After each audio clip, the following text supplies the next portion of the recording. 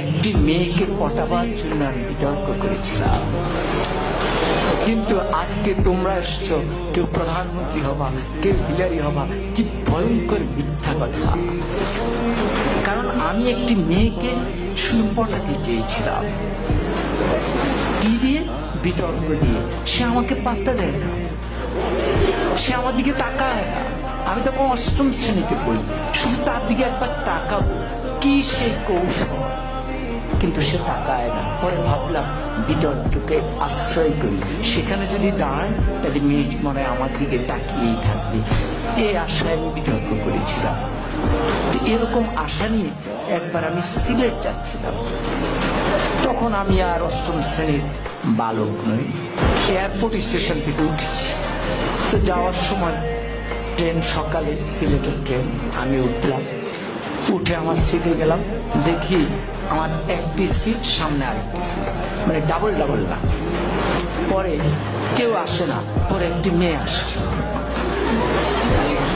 এবং মেয়েটি সামনে বসার পর আমি একটু সতেজ হয়ে গেলাম। পুরুষের মন তো। পরে মেয়েটি দেখলাম সাদা গাউন পরা, আমি বুঝলাম সে সিলেট মেডিকেল। তাহলে ভাবলাম যাক, মান সম্পন্নই হয়েছে।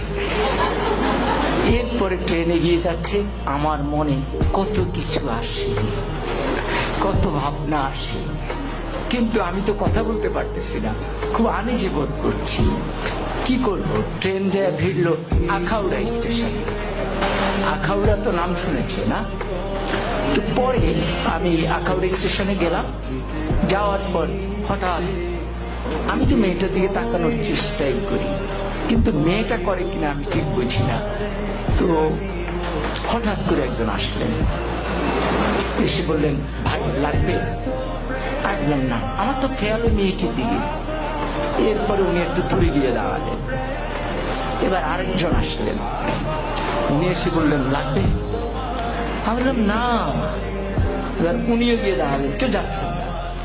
তৃতীয় একজন একটু মোটা, সে আরেকটু মুখের সুরে, লাগবে? আমি বললাম না। এরপরে চতুর্থ জন আসলেন, উনি এসে বললেন, ভাই লাগবে তো? আমি বললাম না না। এখন এই যতবার লাগবে বলে মেয়েটি ততবার পলকে পলকে আমার দিকে তাকায়। এখন আমি ঠিক বুঝতেছি না কি লাগবে, কি বলে। পরে আমি একটু উত্তেজিত হয়ে চারজনকে ডাকলাম, কি সমস্যা, কি লাগবে? আপনার চারজনই আমাকে ঘিরে দাঁড়িয়েছেন আমার জানালার সামনে। তখন বললো, বলবো তো বলেন।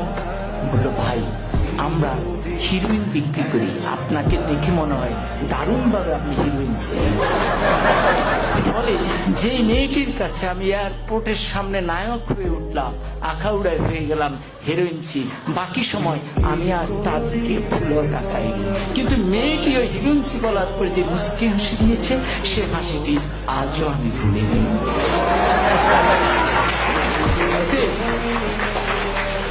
অতএব বিতর্ক ঠিক এই জায়গায় ওই সূক্ষ্ম হাসিটি সুন্দরভাবে মনে রাখবার জন্য আজকে আমরা তোমাদেরকে ডেকেছি।